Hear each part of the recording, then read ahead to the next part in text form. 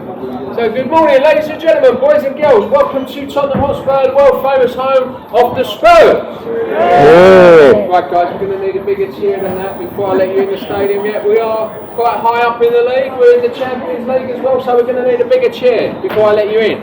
So let's try that again. So welcome to Tottenham Hotspur, the world famous home of the Spurs. Yeah. Right, that's much better, you can come in there. So my name's John, I'm going to take you through to the stadium, give you an introduction before I let you go off, and you can wander around on your own. The workings of the escalators, they're a nice navy blue colour, which is Tottenham, Tottenham colours. But when they first turned up, they was royal blue, like the team in South West London. So we sent them back to be resprayed as well. Yeah, so not that we're being petty, but got to get things right. Okay, so contrary to popular belief, guys, Tottenham have won lots of trophies in our history. We've won 17 major trophies. There's only 6 teams in England that have won more trophies than Spurs in the whole history of English football, and 2 of those teams have only overtaken us in the last 10 years or so.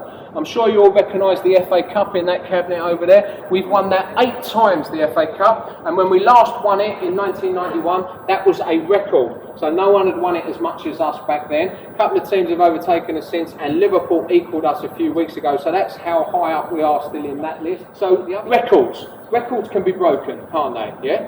So Harry Kane is just about to beat the great Jimmy Greaves' goal-scoring record for Tottenham this season, and also he'll probably, by the time the World Cup's finished at Christmas, he'll probably have beaten Wayne Rooney's England record as well. So records can be broken, but always a first. They can't be taken away. So Tottenham were the first team in the 20th century to do the double. That's winning both of those trophies in the same season. So that can never be taken away. Who wants an interesting stat, by the way?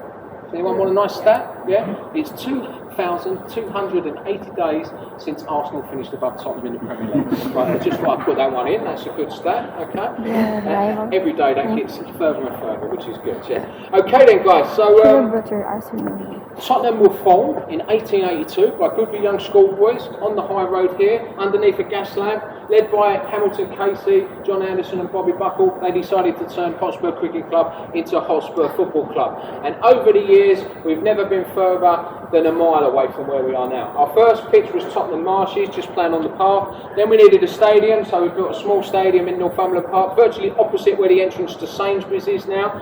That eventually became too small, so in 1899 we moved to White Hart Lane. That wasn't actually there at that particular time. It was a nursery behind the White Hart pub, owned by Charrington's the brewery. We said to them, can we put a football stadium there? They said, as long as you can get 1,000 people in our pub to drink our beer on match day, you've got a deal. So that went quite well. We eventually bought the land and we remained there for 118 years. So we sadly demolished both the pub and the stadium to make way for this wonderful new arena. So if you don't know where White Hart Lane was, we're literally right on top of it. We've just moved 50 metres north and we've moved right out onto the high road. So in square metres, we're nearly double the size. And the old centre circle of the White Hart Lane pitch is just within the south stand. As you come in, there's a plaque on the floor showing you where it was. Okay, Tottenham Hotspur, is it the best name in the world? Yeah, it's not boring United City or Rovers, is it? So the name comes from famous 15th century knight, a guy called Sir Henry Percy.